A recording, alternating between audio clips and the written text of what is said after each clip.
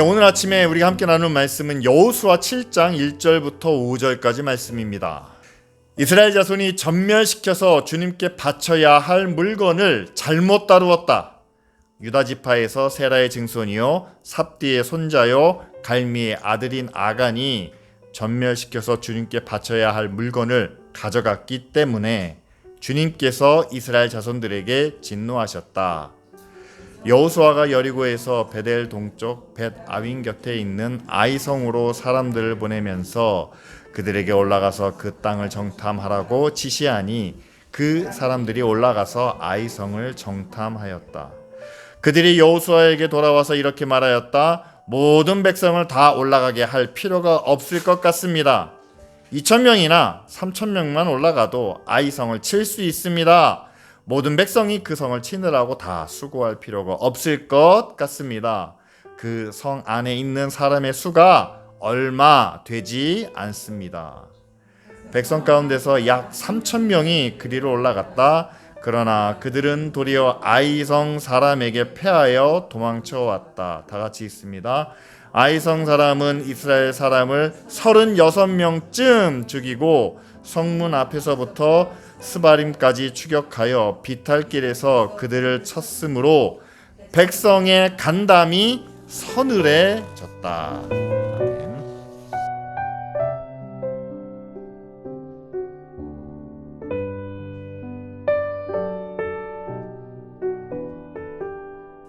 여호수아서를 이해하는데 크게 두 가지 관점이 있습니다.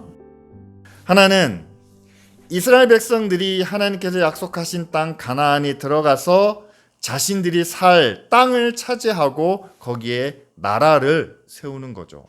그래서 그것을 왕국의 관점이다. 왕국을 세우기 위해서는요, 땅이 있어야 됩니다. 지도자의 권력이 있어야 됩니다. 그러기 위해서는 그 땅에 있는 성들을 정복해야 되고, 정복하려면 전쟁을 벌여야 되고, 군사력이 있어야 되고, 우리가 차지한 그 땅을 지키기 위해서는 강한 나라가 되어야 되고, 그런데 강한 나라가 되기 위해서는 하나님이 함께 하셔야 되고 우리는 하나님 앞에서 거룩한 백성이 되어야 한다. 그런데 두 번째 관점은요, 그들이 왕국을 세운 다음에, 그런데 그 왕국을 과연 왜 세워야 하느냐? 하나님께서 왜 이스라엘 백성들에게 가나안 땅을 약속해 주셨느냐? 거기서 하나님께서 다스리시기 위해서, 하나님께서 왕으로 통치하시기 위해서 그 나라를, 그 땅을 허락해 주셨다는 거죠. 그래서 하나님의 통치라는 그런 개념으로, 그런 주제로 생각해 본다면요, 그 나라에 하나님의 뜻이 먼저 세워져야 됩니다. 하나님의 뜻이 뭡니까? 하나님의 의와 거룩하심. 그런데 그 의와 거룩하심이 어떻게 이루어집니까? 하나님의 약속대로 이루어집니다. 어떤 약속입니까? 그들이 하나님의 백성으로 하나님의 뜻에 순종하고 또한 여러 가지 거룩한 일들을 행하고 믿음의 결단을 내리고 늘 하나님과 함께하며 하나님의 베풀어 주신 은혜를 누리는, 이 두 가지 관점에 따라서 연상되는 단어들이, 개념들이 이렇게 다르다는 것을 우리는 알 수가 있죠. 그런데 오늘 우리가 6장부터 8장까지 내용이 여리고성을 점령하는 것과 그리고 아이성을 점령하는 그런 모습을 우리 가운데 보여주고 있습니다. 마찬가지로 그럼 하나님께서 여리고성을 어떻게 점령하게 하셨는지, 그리고 왜 오늘 말씀해 보니까 이스라엘 백성들이 아이성을 공격하다가 그들이 패배했다는 사실이에요. 그럼 왜 패배하게 됐는지, 이 두 가지 관점으로 한번 살펴볼 수가 있을 것 같아요. 하나님의 나라를, 하나님의 왕국을 세우는 데 있어서 여리고라는 큰 성을 그들이 점령했습니다. 하나님의 능력으로. 그런데 아이성에서는 그들이 패배를 했습니다. 근데 그 패배가 그렇게 크지 않아요. 오늘 말씀 4절에 보니까 뭐라고 말합니까? 2,000명이나 3,000명이 올라갔다는 거예요. 그들은 지금 60만 대군이거든요. 그러니까 작은 군대가 갔습니다. 거기서 몇 명이 목숨을 잃었습니다. 36명이. 여리고성을 점령한 것에 비하면 작은 패배죠. 하지만 여러분, 하나님이 다스리시는, 하나님이 함께 하시는 전쟁에서 그들이 패배했다면 왜 패배했을까? 하나님이 함께 하시지 않았나? 아니면 하나님과의 약속이 뭔가 문제가 생겼나? 그들이 하나님의 명령을 순종하지 않았을까라는 그런 해석이 가능해진다는 사실이죠.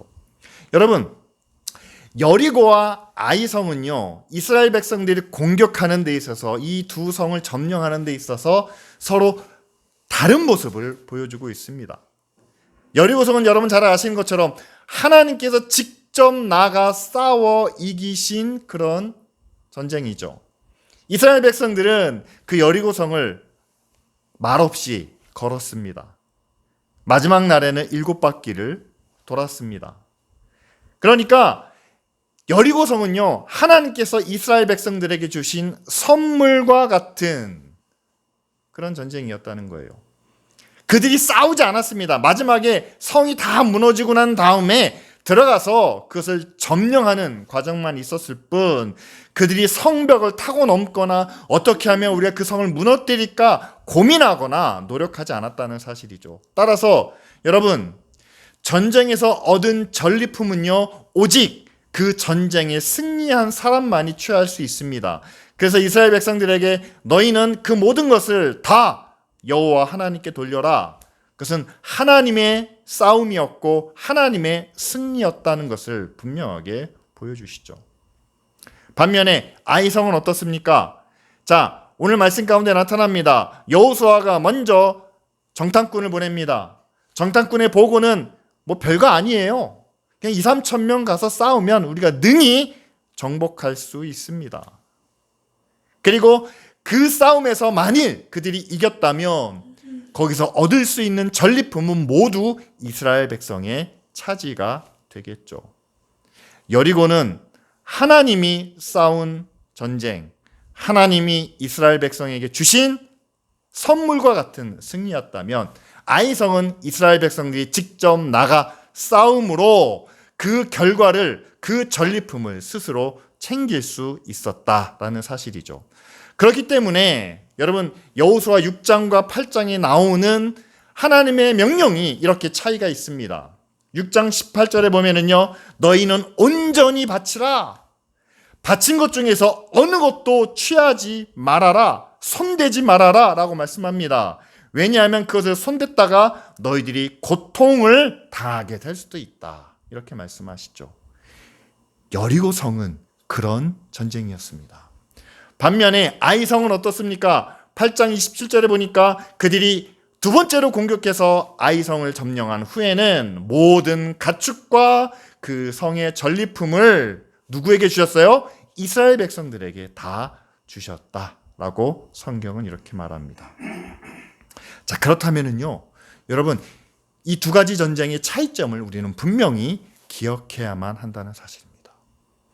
하나님이 우리에게 주신 은혜, 하나님의 능력으로 얻은 결과는 우리가 온전히 하나님께 드려야 하고, 그리고 하나님과 우리가 함께 싸워서 나도 땀 흘리고 수고하고 애써서 얻은 결과에 대해서는 하나님께서 그것을 우리로 하여금 취하게 하신다, 차지하게 하신다라는 그런 약속을, 그런 명령을 우리가 함께 살펴봐야 되겠죠. 하지만 이스라엘 백성들이 여리고에서의 큰 승리를 거둔 후에 그들이 아이성에서는 처음으로 실패를 경험하게 됩니다. 그 이유는 단순하죠. 오늘 말씀해 보니까 아간이, 유다 지파의 아간이 그 전리품 중에서 일부를 챙기는 그런 모습을 보게 됩니다. 왜 챙겼을까? 욕심 때문에 그랬을 거야 라고 이해할 수 있는데, 여러분, 그것보다는요, 아마도 이 아간은 우리도 뭔가 하지 않았느냐라고 생각하지 않았을까? 우리는 그렇게 해석합니다. 성을 돌았잖아요. 아무 말도 안 했잖아요. 7바퀴를 돌았잖아요.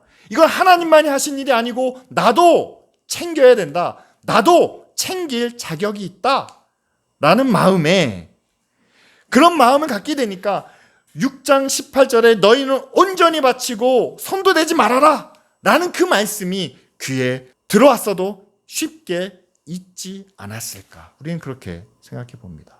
큰 승리를 거뒀을 때 정말 그것이 하나님의 은혜고 하나님이 우리에게 허락하신 거라면 우리는 그것을 온전히 하나님께 드려야 합니다 라는 것이 우리의 믿음의 고백이죠. 근데 우리 안에는 어떻습니까?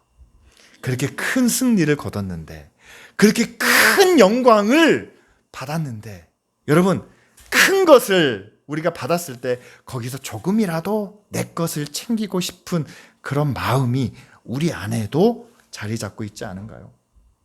저는 오늘 여리고성의 승리를 하나님께만 온전히 드려야 된다라고 했을 때 저는 한국 교회가 또한 이 나라가 이 말씀을 굉장히 주의 깊게 새겨야 한다라고 믿습니다. 여러 번 반복해서 말씀을 드리지만 여러분, 우리나라가 어떤 나라입니까? 일제시대를 거치고 전쟁을 치르면서 폐허가 되었던 그런 나라가 아닙니까? 그런데 거기서부터 우리가 어떻게 지금의 모습을 이루어 왔습니까? 제가 학교에 다닐 때는요, 한강의 기적이라는 이야기를 제가 늘 반복해서 들어왔었던 것 같아요. 유럽의 독일의 라인강의 기적과 비교해서 아시아에는 한강의 기적이 있다. 우리나라가 이렇게 달라지고 이렇게 성장했다. 그것만이 아닙니다. 80년대, 90년도에는요, 여의도에서 엄청난 집회가 열렸습니다. 하나님의 은혜가, 하나님의 능력이, 성령의 축복이 얼마나 이 땅 가운데 놀라운 역사를 나타냈는지 그렇게 고백하며 또한 하나님께 영광을 돌렸던 기억이 저에게는 남아 있습니다. 그렇다면 여러분, 이거는 하나님의 능력입니다. 하나님의 은혜입니다.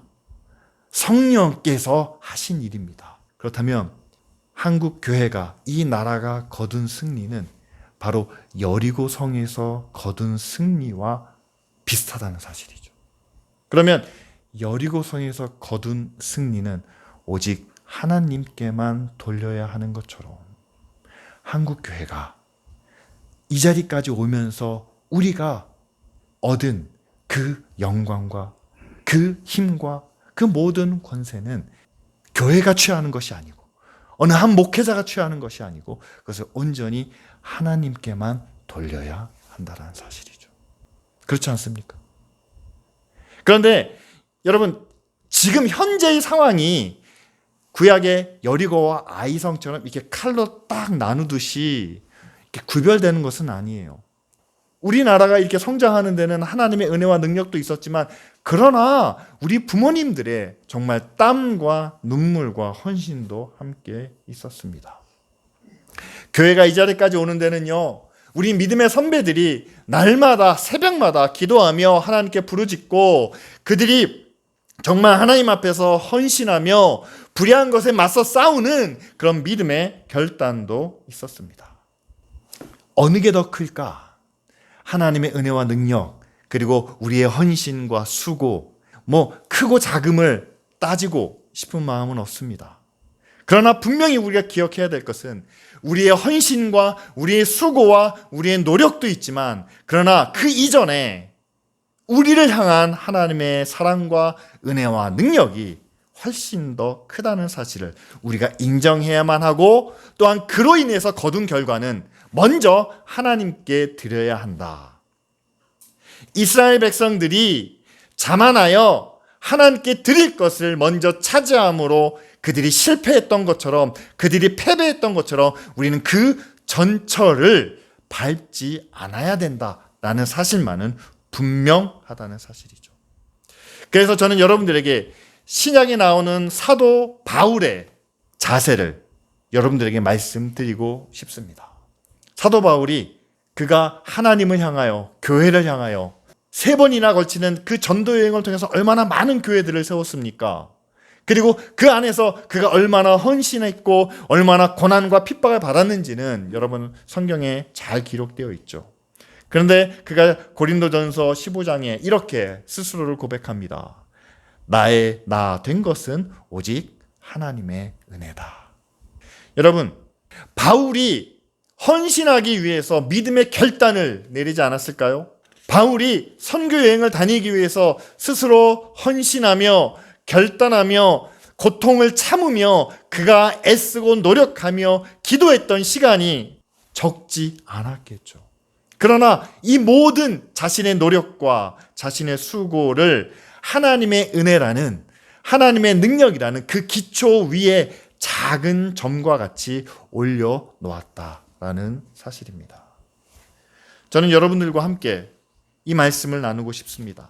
우리가 세상에서 거둔 것, 우리가 세상에서 얻은 것, 하나님은 사랑의 하나님이시기 때문에 이 땅에서 얻은 것으로 모든 믿음의 자녀들이 풍성하게, 부족하지 않게 살기를 원하십니다. 따라서 지금 한국교회가 얻은 이 많은 성공과 부흥과 성장을 오직 하나님께만 드리고 우리는 그냥 그지같이 살기를 원하시지는 않으세요. 하지만 우리가 분명히 기억해야 할 것이 있습니다.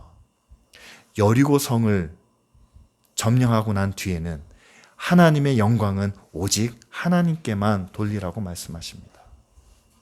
저는 한국교회가 그 어느 나라보다 놀라운 부흥과 성장을 이루었다고 믿습니다. 그렇다면 그 놀라운 부흥과 성장의 열매는 오직 하나님께만 돌려야 된다고 믿습니다. 대형교회 몇몇 교회 이름이, 또한 그 교회에서 성공을 거뒀던 몇몇 목회자의 이름이 하나님의 나라보다, 하나님의 의보다 앞에 나와서는 안 된다라는 사실이죠. 그랬을 때는 어떤 일이 벌어집니까? 그들이 작은 성 아이에서 실패하는, 패배하는 그런 결과를 우리가 볼 수 있지 않습니까? 한국 교회가 성공을 거두고 있는 건 맞아요. 한국 교회가 정말 많은 사역을, 놀라운 일들을 하고 있는 것은 맞습니다. 큰 일에서는 성공하고 있어요. 크게는 잘하고 있습니다. 그런데 작은 일에서 우리는 실패하고 있다는 사실이죠. 여러분, 이 작은 일이 뭡니까? 교회 안에 작은 일이 있습니다. 이웃과의 불편한 관계가 있습니다. 우리 안에 서로 양보하면 해결될 수 있는 일이 있습니다. 나보다 저 사람이 늦게 왔는데 어떻게 나보다 먼저 권사가 되고 장로가 되고 직분을 받을 수 있는지, 내가 저 사람보다 훨씬 더 많은 섬김과 봉사를 했는데 어떻게 저 사람이 사람들에게 더 많이 알려지고 또 어떻게 저 사람이 목사님과 더 가까워질 수 있는지, 이런 아주 작은 일들이 있습니다. 세상 사람들이 보면 그냥 웃어 넘길 수 있는 시기와 질투, 세상에 속한 욕심, 세상 것에 대한 자랑, 교만, 이런 잘 드러나지 않지만, 잘 알려지진 않지만 그런 작은 부분들에 있어서 한국 교회가 지금 실패하고 지금 넘어지고 있다는 사실이죠. 근데 그 결과가 어떤 일로 벌어지는지 아십니까? 교회는 크고 교회는 성공했는데 하나님의 영광이, 하나님의 이름이 우리 사회 가운데, 우리 주변 이웃들에게 전혀 드러나지 않고 있다라는 사실이죠. 이스라엘 백성들이 여리고성을 점령하고 난 다음에 아간을 제외하고는요, 아무도 하나님께 돌려야 될 그 영광을 취하지 않았습니다. 자신들은 아무것도 얻은 것이 없다라는 사실이죠. 그럼 무슨 생각을 할까요? 아니, 이 큰 성을 우리가 점령을 했는데 실제적으로 우리가 얻은 이익이 뭐냐? 우리는 뭘 위해서 이 성을 점령했느냐라는 말들이 나올 수밖에 없겠죠. 하지만 여호수아 6장 27절에 보면은요, 이런 말씀이 있습니다. 여호와께서 여호수아와 함께 하시니 여호수아의 소문이 그 온 땅에 퍼지니라 라는 말씀이죠. 여러분, 여호수아의 소문이겠습니까? 아니죠. 이스라엘 백성의 소문일 겁니다. 이스라엘 백성의 소문이겠습니까? 아니죠. 이스라엘 백성과 함께 하시는 여호와 하나님에 대한 소문이죠. 그래서 이 소문 때문에 나중에 우리가 살펴본 말씀이지만 기브온 족속이 싸울 의사를 잃어버리고 그들이 여호수아를 찾아와서 평화 협상을 맺자라고 이렇게 이야기합니다. 결국 그들은 이스라엘의 노예가 되죠. 그 모습을 보고 아모리 족속 5왕이 안 되겠다, 위협을 느낍니다. 5 나라가 연합군을 결성해서 정말 모래와 같은 그 수많은 군대가 이스라엘을 공격하기 위해서 나옵니다. 그런데 그들이 함부로 공격하지 못합니다. 왜냐하면 이스라엘 백성과 여호와 하나님이 함께 하신다는 그 소문이 이미 바다하게 퍼졌기 때문이죠. 저는 지금 한국교회의 가장 큰 위기라고 생각합니다.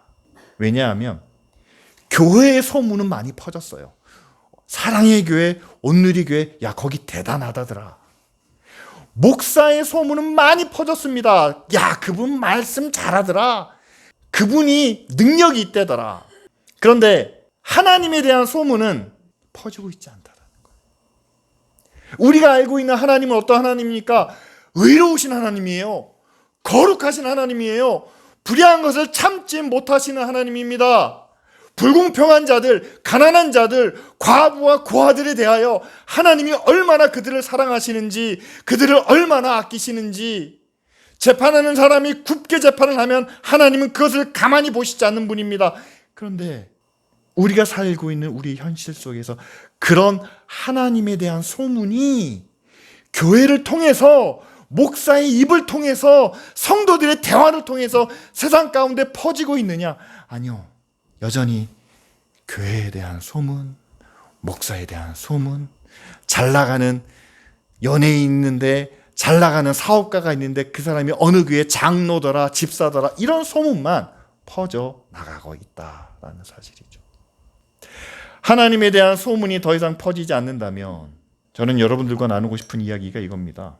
여리고에서는 승리했을지 모르지만 아이 성에서는 패배할 수밖에 없습니다. 분명해요. 왜냐하면 하나님은 이스라엘 백성들로 하여금 가나안 땅에서 다윗 왕국을 세우시는데 목적이 있지 않았기 때문입니다. 이스라엘 백성들이 강한 나라를 만들고 그 나라를 유지하기 위해서 권력을 키우고 군사력을 키우고 그들이 부강한 나라가 돼서 그 다윗의 왕국이 영원하도록 하는 것이 하나님의 뜻이 아니었다라는 사실이죠. 다윗 왕국이 필요합니다. 이스라엘 백성들이 나라를 세워야만 합니다. 그래야지만 그들이 하나님을 섬길 수 있기 때문이죠. 하지만 하나님의 궁극적인 목적은 그 나라가 하나님의 뜻을, 진리를 바르게 바라볼 수 있는 눈이 열려야 한다는 사실이죠. 의와 거룩한 일을 그들이 지킬 수 있는 도덕적, 신앙적 기준을 가져야만 한다는 거죠. 하나님의 약속이 반드시 이루어진다라는 그런 믿음이 있어야 됩니다. 그 믿음이 없이는 우리는 하나님께로 나아가는 그런 결단을 내릴 수 없기 때문이죠. 아무리 어렵고 힘들어도 하나님이 우리와 함께 하신다는 그런 믿음이 흔들리지 않아야만, 여러분, 우리가 소망 가운데 하나님의 나라를 바라고 하나님의 은혜를 구할 수 있는 것이 아니겠습니까? 저는 아직까지도 여러분들이 하나님의 나라를 위하여, 하나님, 우리가 불교와 이슬람과 싸워야 되겠습니다. 저들이 죽어야만 우리가 삽니다. 우리가 저들보다 더 커야 합니다. 더보다 강해야 되고, 우리가 더 많아져야 되고, 더 힘이 있어야 되고, 우리가 저들보다 더 잘 살아야 됩니다. 이거는요, 기독교 왕국을 세우는 기도입니다. 그런데 예수님은 이 땅에 오셔서 또한 12명의 제자들은 성령의 은사를 받고 나서 그들의 나라를, 그들의 왕국을 절대 세우지 않으셨다라는 사실이죠.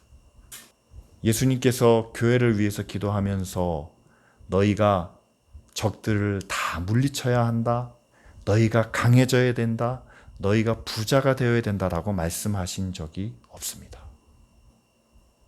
오히려 예수님께서는 제자들과 또한 사도들은 교회를 세우면서 지금 이 시대를 향한 하나님의 뜻이 무엇인지, 날마다 하나님과 함께하는 하나님의 의와 거룩을 지키는, 그래서 이 교회를 통해 하나님의 약속하신 뜻이 이루어지고 또한 그 뜻이 이루어질 수 있도록 우리가 믿음 안에서 결단하는 그런 삶을 우리 가운데 말씀해 주고 계시죠.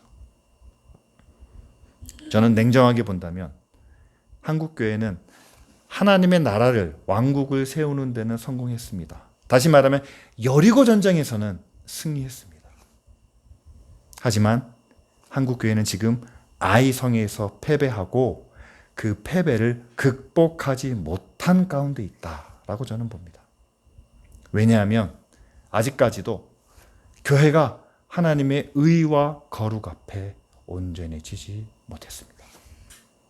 하나님의 약속이, 의로운 약속이 교회를 통해서, 믿음의 가정을 통해서 성취될 것이라는 그런 분명한 확신이 없습니다.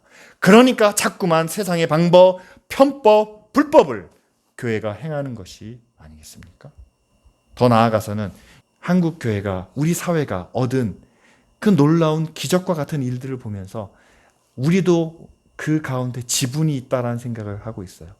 교회가 커졌으니까 목사들이 그렇게 얘기합니다.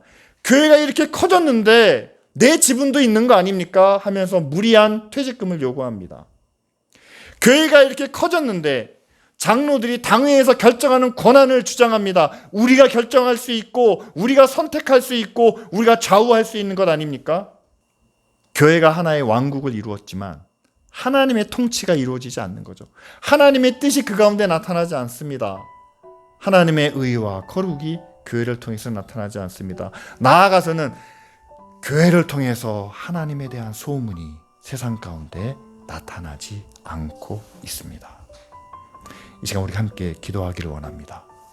여리고에서 승리한 한국교회가 이제는 아이성의 패배를 극복하게 하여 주시옵소서. 아직도 하나님께 드려야 될 것을 내 것으로 움켜쥐고 있는 그런 어리석음을 내려놓게 하시고, 이제는 우리가 남보다 강한, 우리가 남보다 큰 그런 왕국이 아니라 오히려 예수님처럼 으뜸이 되고자 하는 자는 종이 되고, 또한 우두머리가 되고자 하는 자는 섬기는 자가 되는, 그래서 하나님의 뜻이, 의와 거룩함이 세상 가운데 나타나고 궁극적으로는 하나님에 대한 소문이 세상 가운데 온전히 전해지는 그런 교회가 될 수 있도록 우리 시간 다 같이 함께 통성으로 기도드리겠습니다.